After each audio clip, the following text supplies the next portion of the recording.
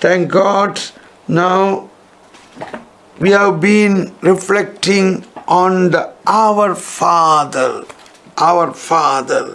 and we came to that part of the Our Father that nobody called God our Father in the Old Testament.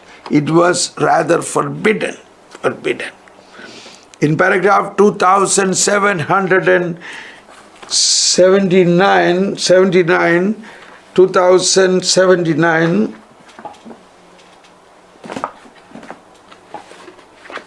yes, 2079, we heard the last part of it.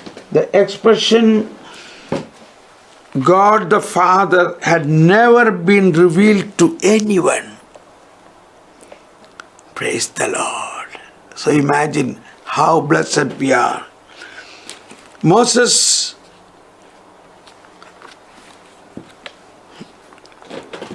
When Moses himself asked God who he was, he heard another name. The Father's name has been revealed to us in the Son, for the name Son implies the new name Father. Tertullian, one of the church fathers in the early centuries. Now we are beginning from 2780. We can invoke God. Is it correct? Yes, right. We can invoke God as Father because He is revealed to us by His Son, become man, and because His Spirit makes Him known to us. Very important, very detailed we have to go in here. We can invoke God as Father. Why are we invoking God as Father? What is the reason? The reason says, because He is revealed to us,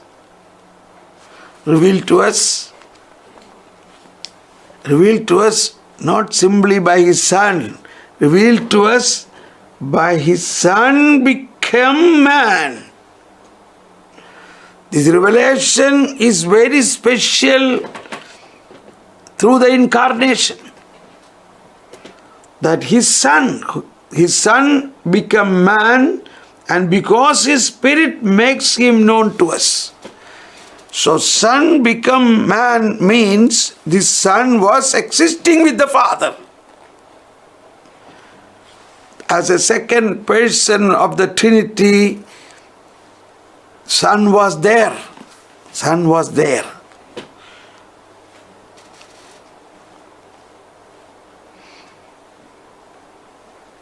But it was not revealed to anyone till such time the Son become man.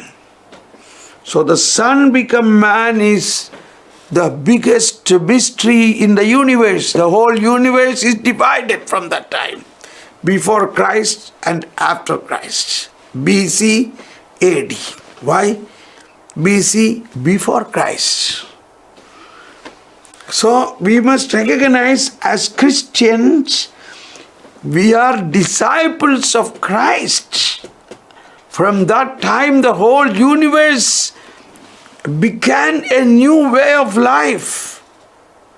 And we became part of that life because God has chosen us and He has given us that Spirit of that Son who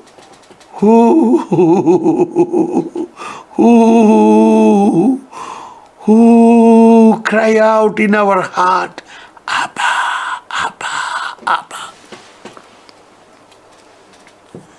That's it.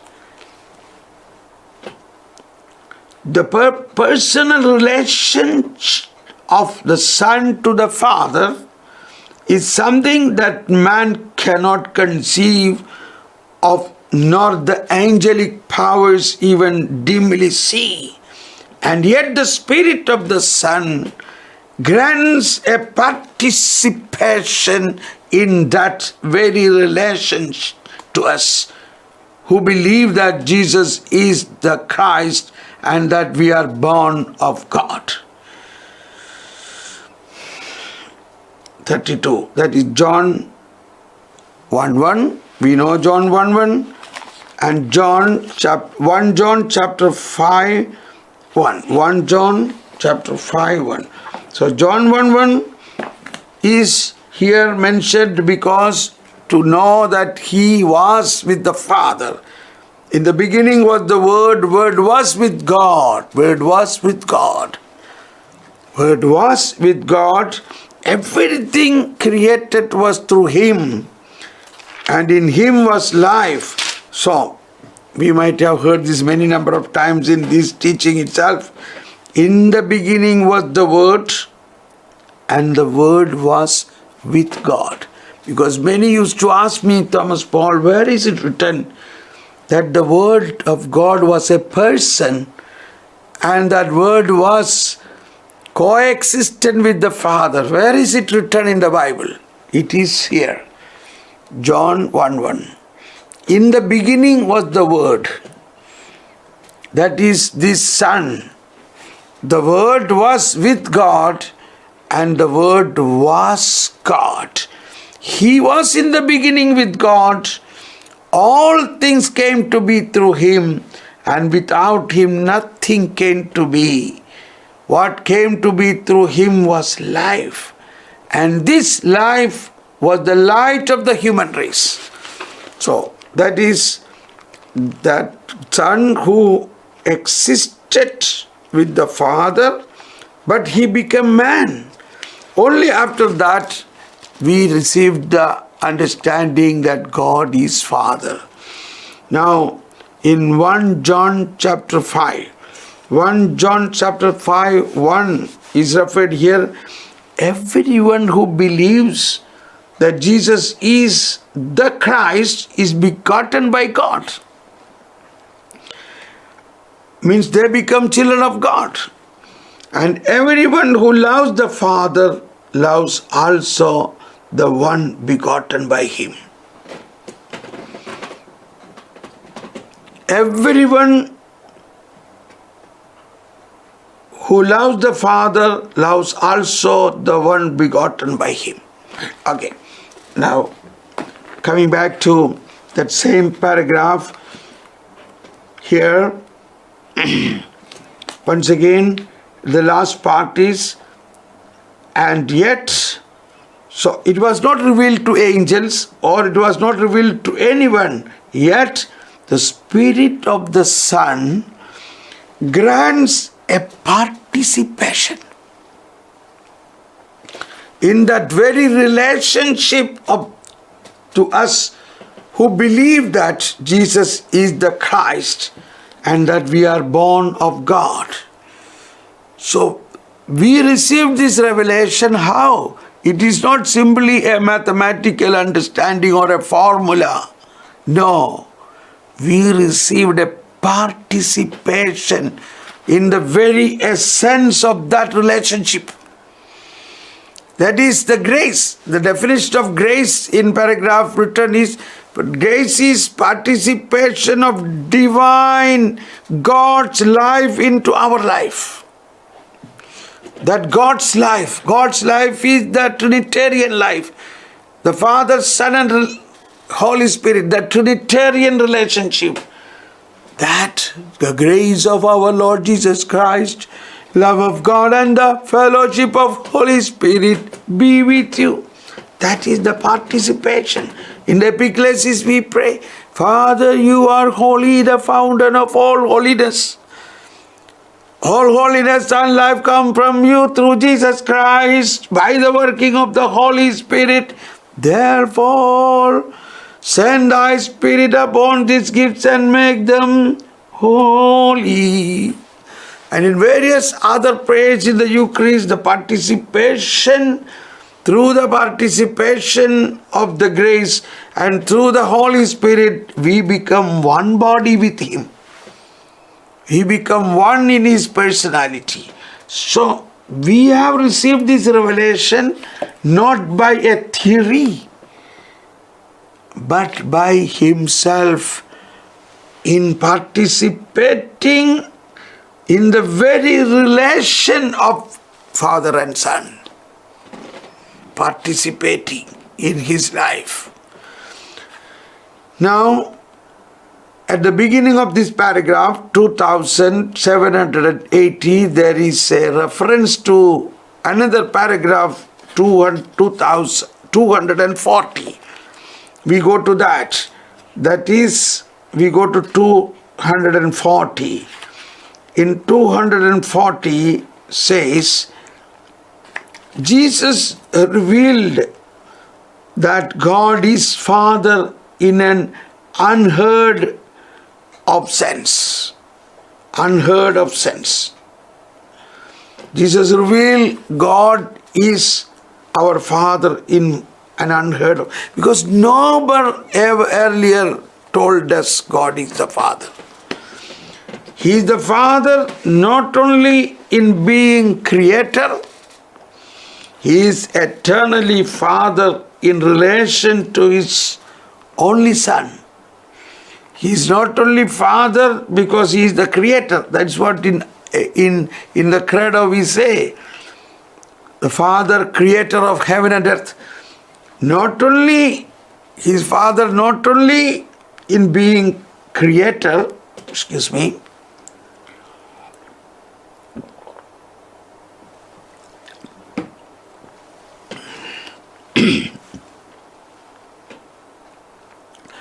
He is eternally Father in relation to His only Son. Not only as Creator, He is eternally Father in relation to His only Son, who is eternally Son only in relation to His Father. No one knows the Son except the Father, and no one knows the Father except the Son. Matthew chapter 11, 27. Once again, no one knows the Father, no one knows the Son except the Father. No one knows the Father except the Son. And anyone to whom the Son chooses to reveal Him. There we go. That is our gain. Now, in this paragraph, there is a side note into 441 to 445. It is very important we read that too. 444 to 441 to 445. So here, 445. Yes, 41 to 45. The subtitle is The Only Son of God. This gives us a very beautiful understanding. A beautiful understanding. I remember our dear Justice Kurian Joseph sir said at the beginning of this catechism teaching, he said, it is beautiful to love God, knowing God and love Him. Because what for God created us, our answer is to seek Him, to know Him and love Him. We simply say, to seek Him, to know Him and love Him. But now, he says, now we understood what is the difference to love Him with knowing. Knowing, that's what's happening. We are knowing Him more and more. And when we know Him more and more, we realize He is nothing but love, love, love, love. And we are able to love Him more. Let's see. Now in 441 is a situation in the Old Testament. And then comes the New Testament. So in the Old Testament, let's see what's written here. In the Old Testament, Son of God is a title given to the angels and chosen people, children of Israel and their kings. It signifies an adoptive sonship that establishes a relationship of particular intimacy between God and His creature. When the promised Messiah King is called Son of God, it does not necessarily imply that He was more than human. According to the literal meaning of these texts, those who called Jesus Son of God as the Messiah of Israel perhaps meant nothing more than this in the Old Testament. Because this Son of God expression is used for several things there. For several people, for angels, for chosen people, children of Israel, kings, others. So when it was announced the Messiah, the King, He will be the Son of God, they never understood the depth of that. That was not revealed to them. 442. Such is not the case in the New Testament. That's the difference. Now, I have said this again and again, and we have learned from Catechesi Tradande, from the beginning itself, that the whole catechesis is focusing on Christocentrality, a Christocentric approach. Here itself in 426, that is just a couple of paragraphs before, it is written, the heart of catechesis is a person Christ. So, therefore, all those who are so much to learn or eager to understand must understand basically there is big difference between the Old Testament and New Testament. When we take the Bible, yes, that is Bible. Everything is Word of God. But in the Word of God, there is a gradual development of revelation. A step-by-step development of revelation which is finally in the fullness only in the New Testament. Only in the New Testament. So in the New Testament, only through Jesus Christ, this development about God as the Father was revealed. In the Old Testament, we already heard even to Moses, it was not revealed. When Moses asked what is the name, he did not say, I am God the Father. He did not say. He said some other name.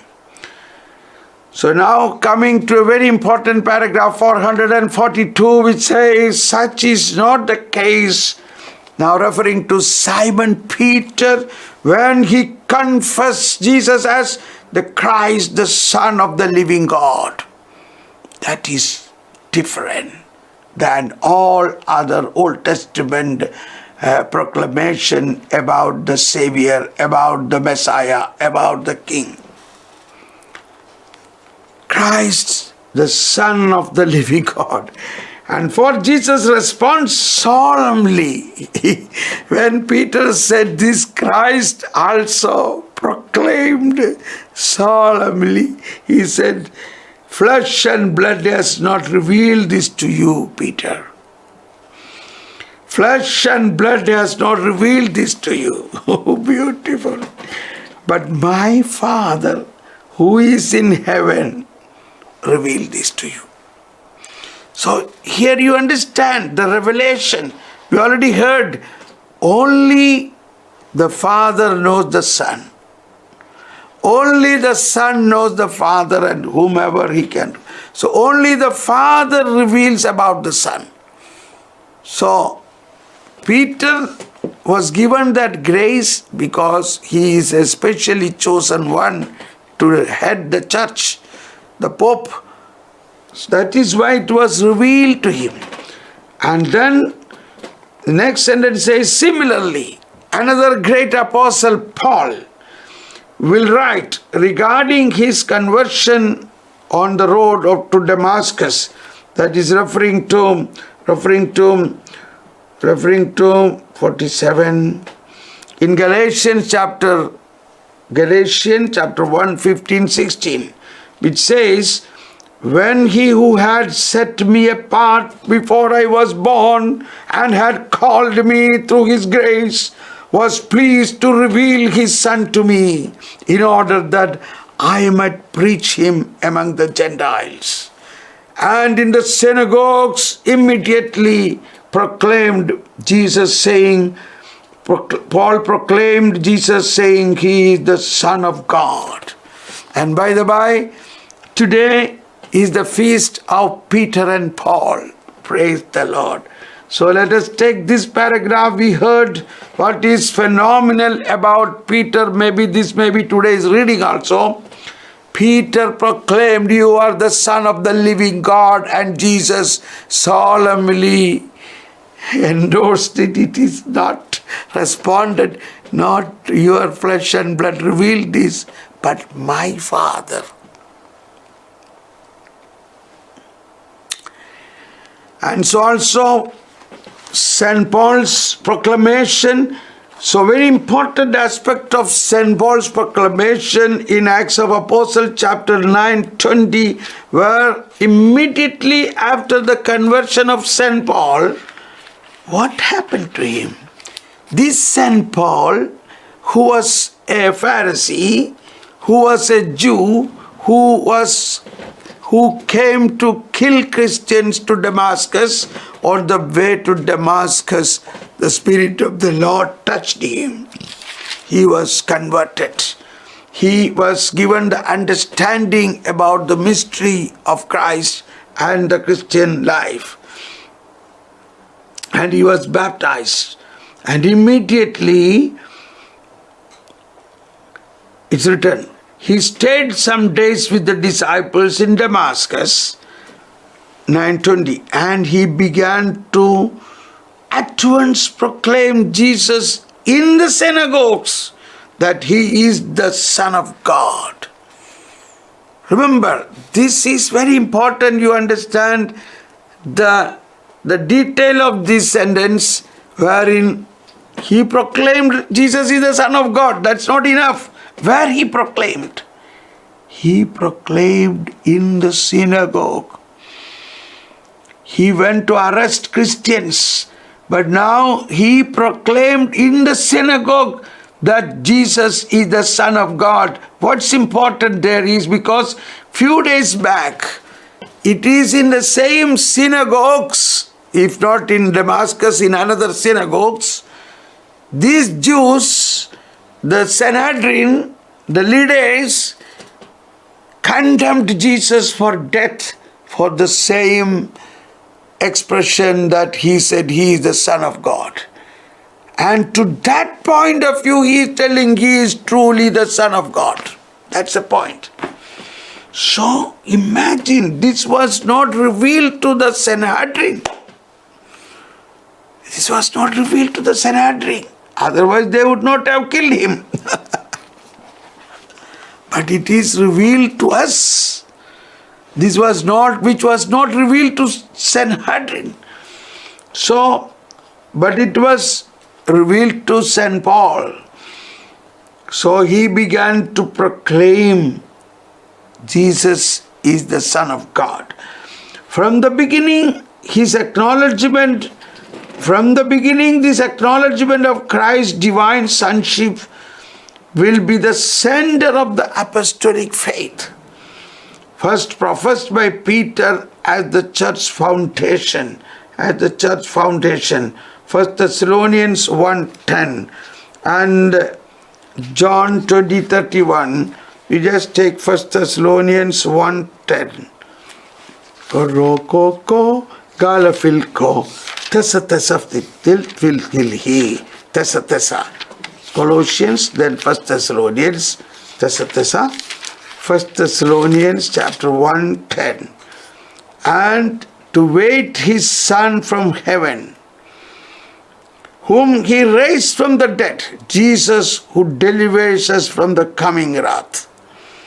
And to wait, so we read from 9, for they themselves openly declare about us that sort of reception we had among you, and how you turned to God from idols to serve the living and true God, and to await his Son from heaven, whom he raised from the dead, Jesus, who delivers us from the coming wrath. Now John chapter 20, 31. John chapter 20, 31.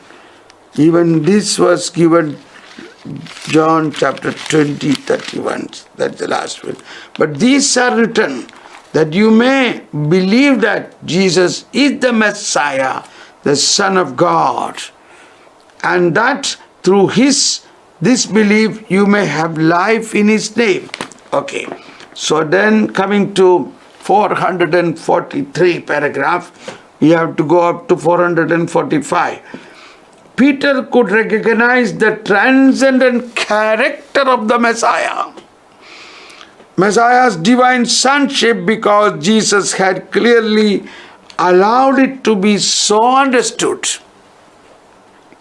To his accusers question before the Sanhedrin. Same thing is coming. To his accusers question before the Sanhedrin, are you the Son of God then? Jesus answered, you say that I am. Clear. Well before this, Jesus referred to himself as the Son who knows the Father, as distinct from the servants God had earlier sent to his people. He is superior even to the angels. He distinguished his sonship from that of his disciples by never saying, our Father, except to command them, you then pray like this, our Father. And emphasize this distinction, saying, my Father and your Father. So this is very important point. It is only in one place Jesus said that our Father.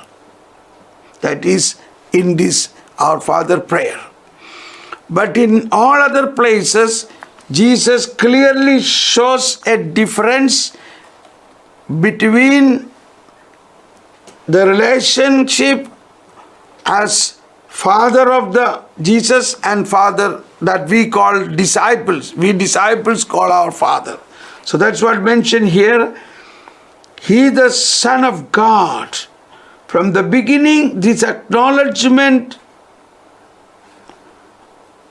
Where is it? Yes. No. Next paragraph, 443. He distinguished his sonship from that of his disciples by never saying our Father, except command them, you then pray like this, our Father. In all other place, he never said our Father. He explicitly made a different, my Father and your Father. That is in John chapter 52. John 20:17, Luke 11:13, many places we will read that now. Matthew 5:48, 6:89. Okay, let's go from Matthew. See the different expression what Jesus said. Jesus said only in one place God is our Father. All other place he made the difference. Either he says my Father and your Father. 5:48. 5:48 we see, so be perfect just as your heavenly Father is perfect. He did not say our heavenly Father there. Then chapter 6, 6,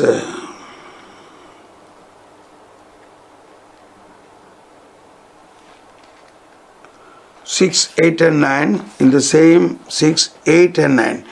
Do not be like them. Your Father knows what you need before you ask Him. Then, verse 9, this is how you are to pray, our Father.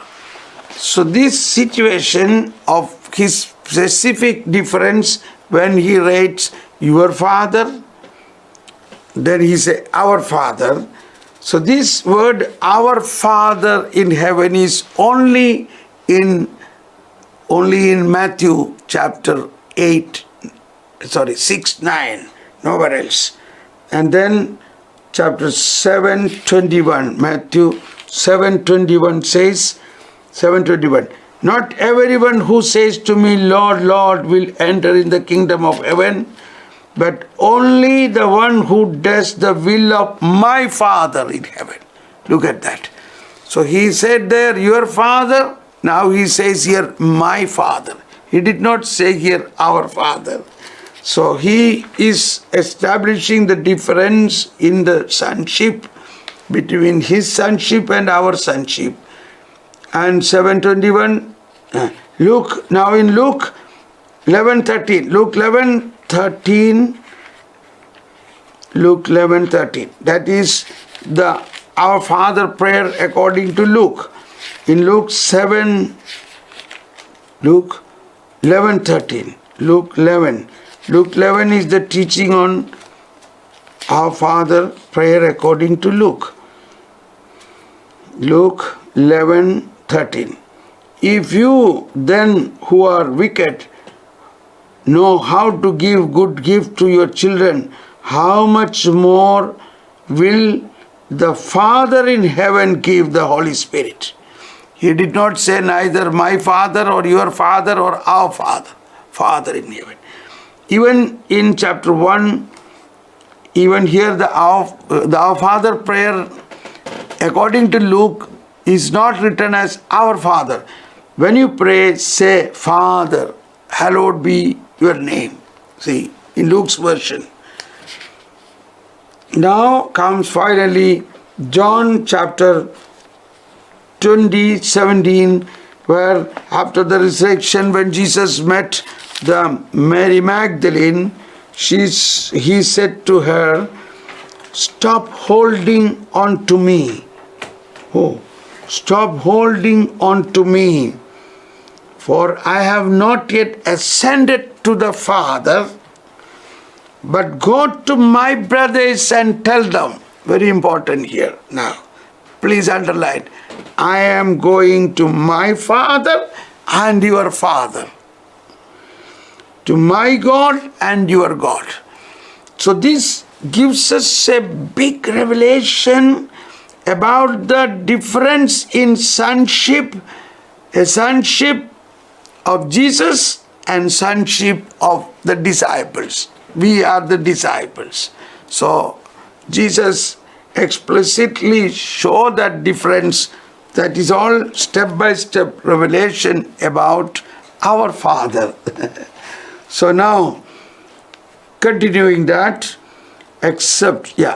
now 444. The Gospels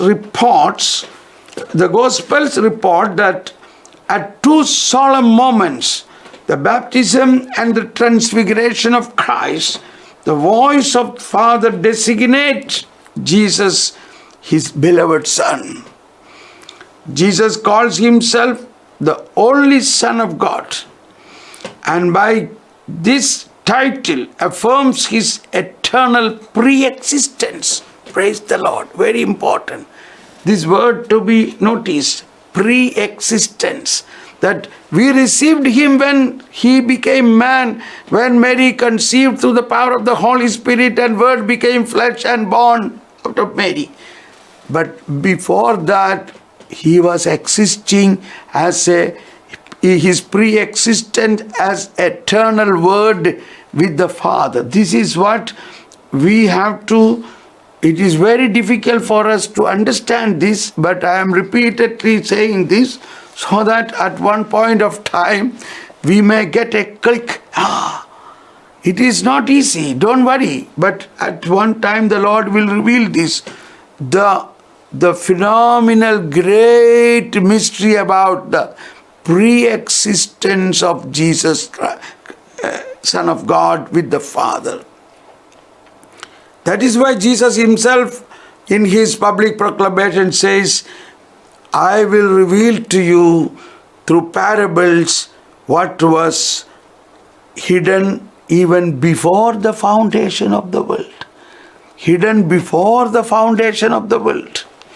So he was pre-existent before the foundation of the world. So when Jesus calls himself the only Son of God, he asked for, by this title affirms his eternal pre-existence. Take that two words important. Eternal means there is no beginning.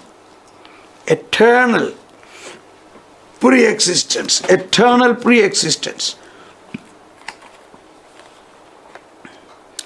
John chapter 3:16, John 10:36. John 3:16 says, God so loved the world, he has sent his only Son, that whoever believes in him shall have eternal life. And John chapter 10:36. John chapter 10:36, let's have a look at it. John 10:36. John 10:36. If it calls them gods to whom the word of God came, and scripture cannot be set aside, can you say that the one whom the Father has consecrated and sent into the world blasphemes because I said, I am the Son of God? So this is where Jesus himself clearly said, I am the Son of God. I am the Son of God. John chapter 10:36.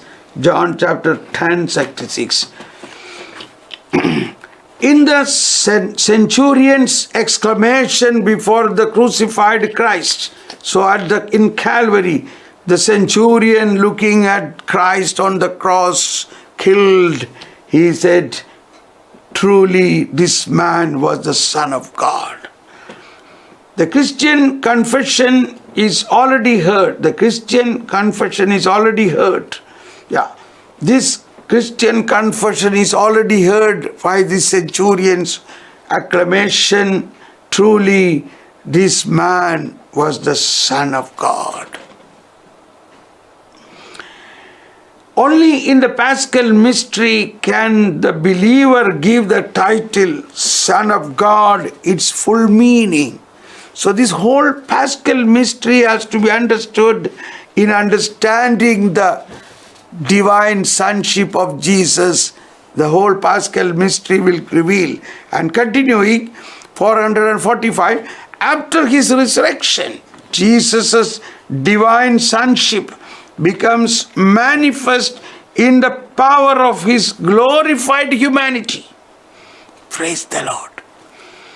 His divine sonship becomes manifest in the power of his glorified humanity. He was designated Son of God in power according to the Spirit of holiness by the resurrection from the dead. Romans chapter 1:3.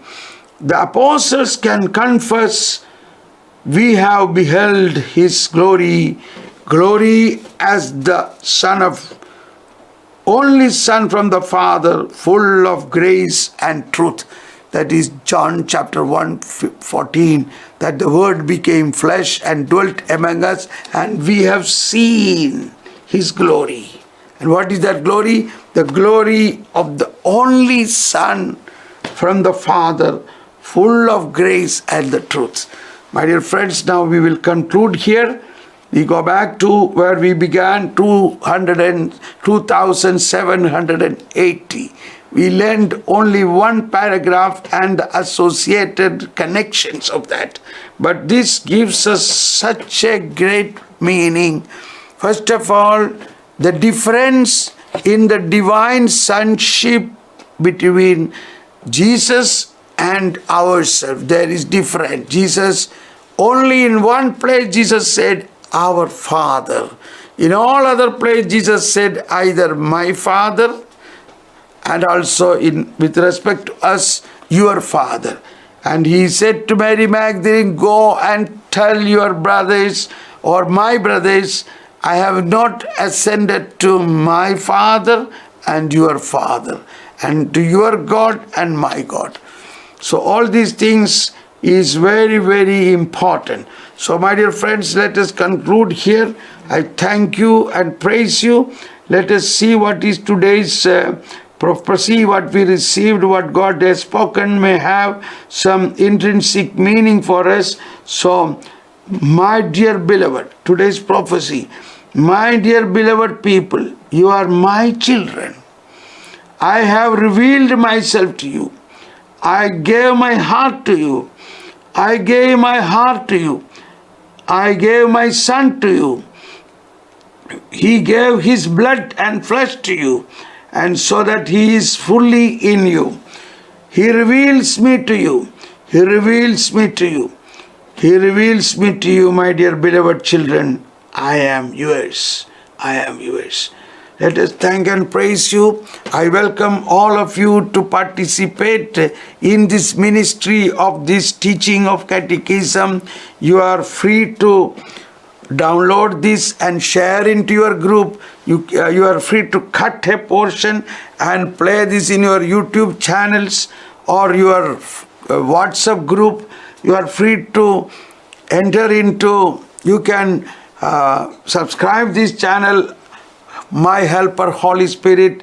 I invite you to be a part of this ministry, to spread this beautiful mystery in the Catechism of Catholic Church. Let us now pray with the full understanding about the divine sonship and the difference in the sonship between Jesus's and ours, yet in the Our Father prayer, he don't make any difference. He says, Our Father. So let us once slowly pray, Our Father, who art in heaven, hallowed be thy name. Thy kingdom come. Thy will be done on earth as it is in heaven. Give us this day our daily bread. Forgive our sins as we forgive those who sin against us. Do not lead us to temptations, but deliver us, Lord, from all evil. For yours is the kingdom, the power, and the glory. Amen. Amen. Amen. God bless you. Let's continue in the next day. Thank you very much for your prayers. I had a nice weekend. I slept full day and night.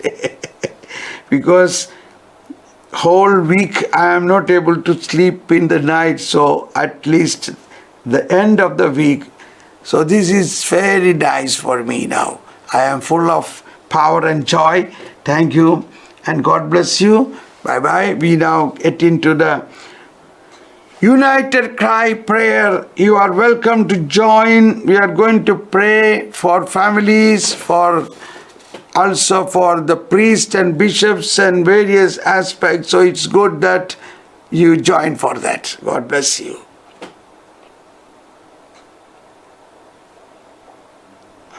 And happy feast of the Saint Peter and Saint Paul.